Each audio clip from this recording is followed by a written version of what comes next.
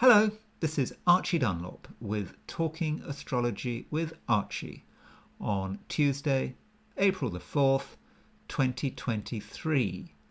Today, the North Node is on the Mars-Saturn midpoint. So, what is the North Node? The North Node is not a planet. The North Node is, in fact, where the point in space where the orbit of the moon cuts the orbit of the sun. I mean, from the Earth's perspective, of course, in reality, the Earth goes around the sun. But if we have a Earth-centric point of view, we can see the orbit of the sun, we can see the orbit of the moon, and where the two cut, that point in space is the nodal axis. Now, in astrology, nodes have two ways of being interpreted. One approach, well, there are probably more than two ways, but one big approach is to see it in terms of karma. There's a north node, there's a south node. The north node is where we're going to, and the south node is where we're coming from. The south node is the line of least resistance. The north node may be tougher to get together, but it's where we should be going. If we look at the nodes at the moment, the north node is in Taurus and the south node is in Scorpio. And this has been going on for some time, and the nodes travel slowly. So in general, it's a time with a north node in Taurus is that all of us need to calm down. All of us need to look after the earth, be very eco, and just keep it simple. And just remember that the soil is there. It's a living thing, and we have to respect it.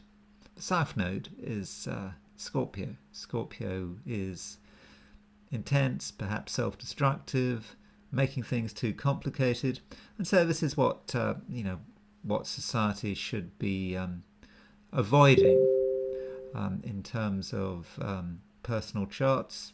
One can look at people's karma on the basis of their north and south nodes, but there is an alternative interpretation of the nodes.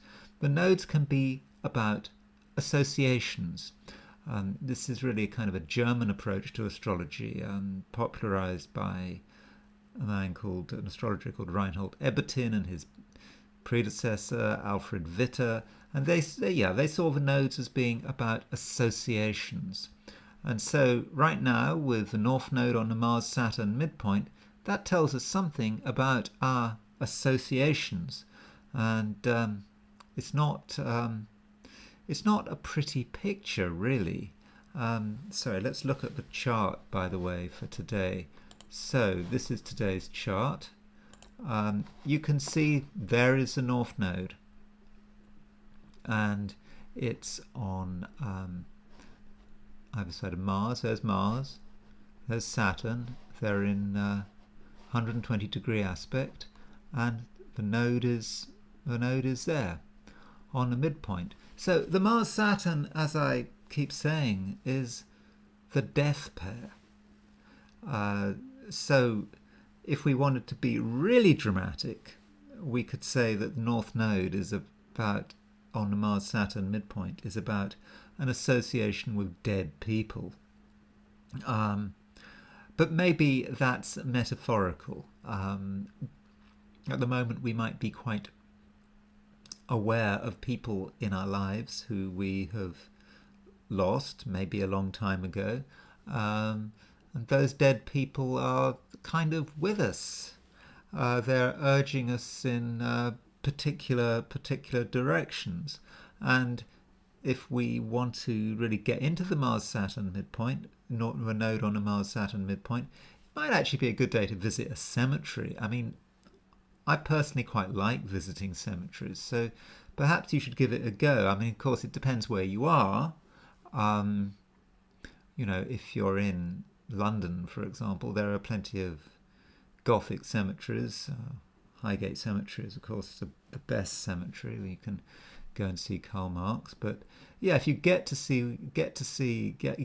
you can go and see a good cemetery, that might be worthwhile. What else? Well, if you're in Paris, you've got Père Lachaise. You can go and visit Jim Morrison. Yeah, so that might be a possibility. Also, the North Node on the Mars-Saturn midpoint might indicate that certain relationships are coming to an end. Indeed, relationships which should be fine are being strangled. The life is being sucked out of them. So consider how that is working out.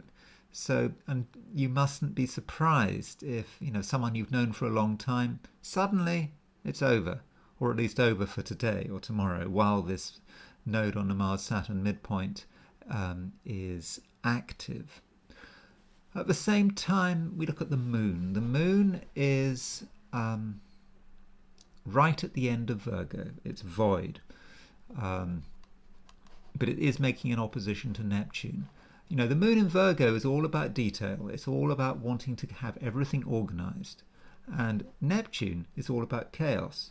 So if we try too hard to be organized, if we develop careful plans that have no flexibility, then we're going to be in trouble, because events are going to happen which are just going to sweep them away.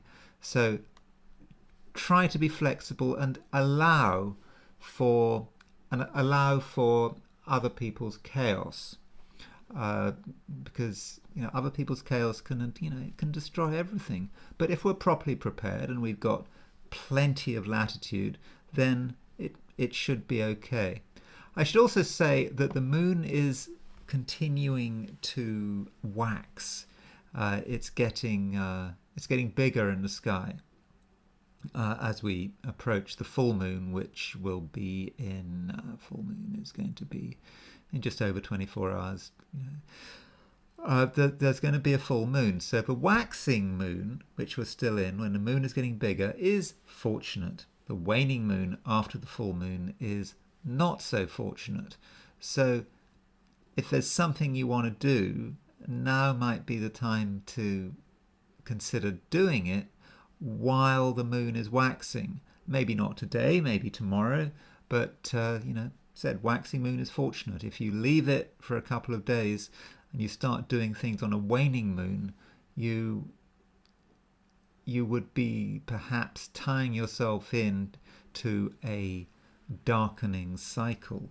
So yes, that is certainly something to consider. Now, as far as individual signs are concerned, I'm just going to go through what I reckon. As usual, it's very brief, because you're not going to want to listen to long descriptions of someone else's star sign. So, Aries, 3 stars, final touches to a boring project. Taurus, 2 stars, material details loom large. Gemini, 3 stars, a bored Gemini is a dangerous Gemini. Cancer, 2 stars, don't try to understand. Leo, 3 stars, the road to success is paved with misery. God, that sounds rather grim, but I have given it 3 stars. I think it's not quite as bad as it sounds, but if we want to be successful, there's a lot of pain on the way, which sounds a bit of a cliche. Anyway, so what's the next one? Virgo, 3 stars, not much more you can do. Libra, 3 stars, wait! Exclamation mark. Scorpio, 3 stars, friends leave the radar screen. Scorpio, 3 stars. No, sorry. Sagittarius, 3 stars. The kitchen is getting warmer. Capricorn, 4 stars. Concept moves to practice. Aquarius, 3 stars. Fear outlives its welcome. And finally, Pisces, 2 stars, perhaps you're part of the problem. The reason I said that is because Neptune is in Pisces and it's making an opposition to the moon. Maybe you are the person who is causing chaos and is disrupting other people's careful plans. Now, moving away from astrology, I did do an I Ching cast. I did cast the I Ching for today. In other words, I threw some coins in the air 3 times and got an I Ching hexagram. And the first hexagram I got was hexagram 60, limitation. So that means that to begin with, you're not going to get a great deal done. You're going to find that you have to exercise a certain amount of self-discipline. But I don't think you should mind about that. I mean, I think you should be pleased that you don't have to make the effort to get things done now this minute. You can just let time take its course. And once that has happened, once you've allowed time to take its course, as you move towards the end of the day, there may be a change. Suddenly you're going to feel happier, more optimistic, and more able to deal with other people. And indeed, it's a great time for meeting other people. This is because the hexagram 60 moves to 58, and the symbol there is one lake above another lake. So that means the emotional energy is flowing, and it might actually be a good day for having a party. Certainly, meeting up with people, telling them the news, all that kind of stuff, and there can actually be a feeling of great happiness. So sorry to end on such a positive note, and I will see you tomorrow.